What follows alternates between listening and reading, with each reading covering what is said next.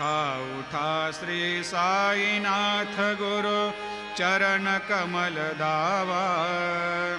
आधि व्याधि भवतापवारुणी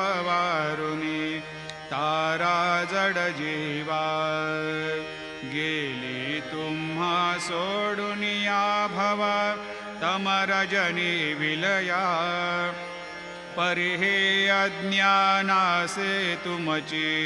भूलवियोग माया